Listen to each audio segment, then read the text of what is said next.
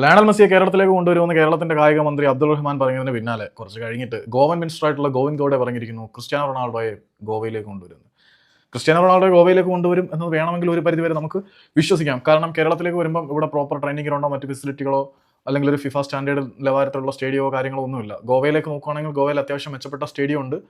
Capacity കുറവായിരിക്കും, training ഗ്രൗണ്ടും മറ്റ് ഫെസിലിറ്റീസും കാര്യങ്ങളും എല്ലാം ഉണ്ട്. പിന്നെ ഗോവ ചെറിയൊരു പോർച്ചുഗൽ തന്നെയാണ്. പോർച്ചുഗീസ് കൾച്ചറിന്റെ ചില അവശേഷിപ്പുകൾ ഗോവയിലുണ്ട്. അതുകൊണ്ട് തന്നെ അവിടുത്തെ ഒരു വോട്ട് ബാങ്കിന്റെ ഏറ്റവും വലിയ സാധനങ്ങളിലും ഒന്ന് തന്നെയാണ്. ഗോവയുടെ സംസ്കാരത്തിലും ഫുട്ബോൾ ഭാഗമാണ് എന്നെല്ലാം നമുക്കറിയാം. ഏതായാലും ഗോവിന്ദ് ഗൌഡെ പറഞ്ഞതുപോലെ തന്നെ ക്രിസ്ത്യാനോ റൊണാൾഡോ എന്ന അധികായൻ ഇനി ഗോവയിലേക്ക് കാലുകുത്തുമോ എന്ന് കാത്തിരുന്ന് കാണാം. പറഞ്ഞു വരുന്നത് കാരണം തള്ളാൻ നിന്നാൽ തള്ളി അങ്ങ് വെളിയിൽ പോകും. ഞാനൊരു ഡൈഹാർഡ് ക്രിസ്ത്യാനോ റൊണാൾഡോ ഫാൻ ആയതുകൊണ്ട് ക്രിസ്ത്യാനോ റൊണാൾഡോയെ കുറിച്ച് തള്ളാൻ നിന്ന് കഴിഞ്ഞാൽ നിൽക്കത്തില്ല. അമ്മാതിരി തള്ളി ഞാൻ തള്ളിക്കളയും. എന്തിനാ വെറുതെ തള്ളുന്നത്? യൂറോപ്യൻ വൻകര മുഴുവൻ തന്റെ കാൽ കീഴിലാക്കിയ ശേഷം സ്പോർട്ടിങ്ങിലൂടെ പോർച്ചുഗീസ് തീരം ഐബീരിയൻ പീഠഭൂമിയുടെ ഇടനെഞ്ച് തകർത്തവൻ തന്റെ കാൽ കീഴിൽ അമർത്തി പിടിച്ചു വെച്ചിരിക്കുകയാണ്. സ്പെയിൻ കീഴടക്കിയവൻ മാഡ്രിഡിലേക്ക് ചെന്ന് സ്പെയിൻ കീഴടക്കി, തുറിനിലേക്ക് ചെന്ന് ഇറ്റലി കീഴടക്കി.